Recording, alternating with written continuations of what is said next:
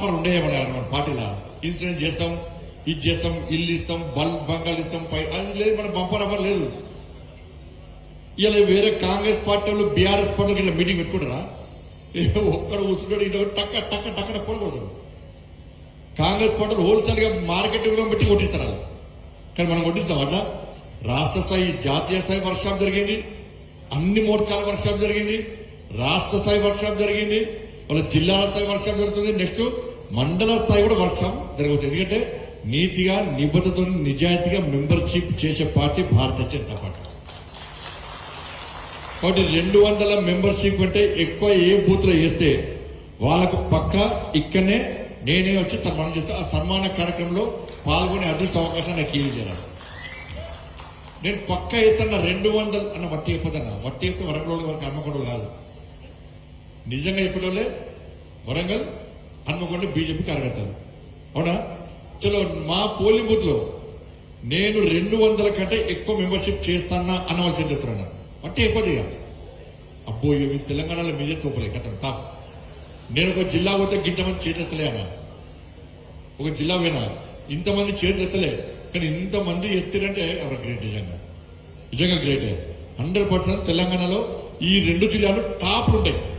నేను రెచ్చగొట్టాలని చెప్తున్నాను. మీ జోష్, మీ హుషారు చూస్తుంటే, మీ స్పందన చూస్తుంటే, కష్టపడే తీర్థం, మీ కసి, మీ సంకల్పం చూస్తుంటే 100% ఈ 2 జిల్లాలు టాప్.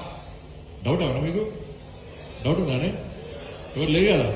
పక్క ఎందుకు ఇవ్వాలి మెంబర్షిప్? మీరు పోతారు, ఒక షాపు పోతారు, ఎందుకు ఇవ్వాలక్క మెంబర్షిప్ నేను అన్న? ఎందుకు ఇవ్వాలి బీజేపీ మెంబర్షిప్ అంటారు. మనకు పార్లమెంట్ ఎన్నికల్లో 17 లక్షల ఓట్లు వచ్చినాయి. పార్లమెంట్ ఎన్నికల్లో 17 లక్షలు, 70 లక్షల ఓట్లు వచ్చినాయి. పార్లమెంట్ 77 లక్షలు, 77 లక్షల ఓట్లు పార్లమెంట్ ఎన్నికల్లో భారతీయ జనతా పార్టీకి వచ్చింది. దానిలో కనీసం 70% అని చేయాలి మనం. ఇక్కడ పార్లమెంట్ ఎన్నికల్లో ఎన్ని ఓట్లు వచ్చినాయో దానిలో ఎన్ని రావాలి? 70% రావాలి. పక్క వస్తాయి కదా, పక్క చేస్తారు కదా. నా మెంబర్షిప్ చేసుకోవడానికి ప్రజలు సిద్ధంగా ఉన్నారు. భారతీయ జనతా పార్టీ నరేంద్ర మోడీ అని చెప్పి ప్రజల లోపల ఇంకా వాళ్ళ ఆలోచన అట్నే ఉంది. నరేంద్ర మోడీ గారి పార్టీ, నరేంద్ర మోడీ గారి ప్రభుత్వం ఉండాలని కోరుకునే ఈరోజు మనం ఈ దేశంలో ముచ్చటగా 3వసారి మన ప్రభుత్వం వచ్చింది. నరేంద్ర మోడీ గారి ప్రభుత్వం వచ్చింది, భారతీయ జనతా పార్టీ ప్రభుత్వం వచ్చింది. వాళ్ళు నేను గెలిచినా అంటే మోడీ హవా, కార్యకర్తలు కష్టపడ్డ తీరే. ఇలా 8 సీట్లు వచ్చినట్టే.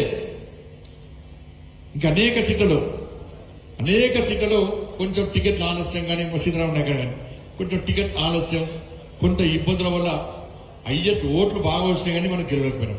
నెక్స్ట్ టైం పక్కా గెలుస్తాం. కాబట్టి మనం పక్క మెంబర్షిప్ అనేది చేయాలి. 77 లక్షలకు ఇలా 70%, కనీసం 50 లక్షలు దాటాలి. 50 లక్షలు దాటాలంటే ఇలా వరంగల్, హన్మకొండ జిల్లాలో ఎంత చేయగలుగుతారో మీరు చేయాలి. ఇవాళ తెలంగాణలో టాప్ నెంబర్ 1, నెంబర్ 2లో మీరిద్దరు ఉండాలి. నేను కరీంనగర్ ఇచ్చిపెట్టి మీకు సపోర్ట్ చేస్తున్నా, అర్థం చేసుకోరండి వాళ్ళు అంటే చెప్తా. మా వాళ్ళు కూడా సేమ్ ఇది చెప్తాను అక్కడ పోయినాక. పక్కా చేస్తారు కదా అన్న. జిల్లా నన్ను సర్పంచ్ కావాలనుకుంటున్నా, నేను ఎంపీటీసీ కావాలనుకుంటున్నా, నేను కార్పొరేటర్ కావాలనుకుంటున్నా, నేను కౌన్సిలర్ కావాలనుకుంటున్నా, నేను ఎమ్మెల్యే కావాలనుకుంటున్నా. ఎమ్మెల్యే అనుకో, మా వాళ్ళు ఏమనుకోరు, చెప్పుకోండి కాదు. ఎంపీ కావాలనుకుంటున్నా అన్న, నేను ప్రజాప్రతినిధి కావాలనుకుంటున్నా అన్న వాళ్ళు చేతున్నారు ఒకసారి. మొత్తం అందుకే మీరు మొత్తం అందరూ పోటీ చేస్తాడు. ఇప్పుడు మీరు పోటీ చేయాలి, సంతోషం. ఈ పోటీ ఉండాలి. ఇప్పుడు బీఆర్ఎస్ పార్టీ మీటింగ్ మీద పోటీ చేస్తారంటే ఇట్లా చేస్తారు, గిట్ట అనుకుంటున్నారు. చేతి పైకి వస్తలేదు, ఇట్లా ఇక్కడ దాకా నచ్చదు. ఇంత వీక్తుంది అది. ఇక బీఆర్ఎస్ పార్టీ కేల్ ఖతం, దుకాన్ బంద్. ఇక కాంగ్రెస్ పార్టీని తిట్టడం బాగుంటుంది. తిట్టిన కాంగ్రెస్ పార్టీ తిడుతున్నారు. ఇలా నెక్స్ట్ స్థానిక సంస్థల ఎన్నికల్లో గెలిచేది ఎవరు అన్న? ఈ వరంగల్ కార్పొరేషన్ ఎట్టి బస్సులో ఈసారి మనం పక్కా గెలుస్తాం, రాసి పెట్టుకోండి. ఇది పక్క కొట్టండి. 2028లో తెలంగాణ రాష్ట్రంలో వచ్చేది ఏ ప్రభుత్వం? ఏ రాజ్యం?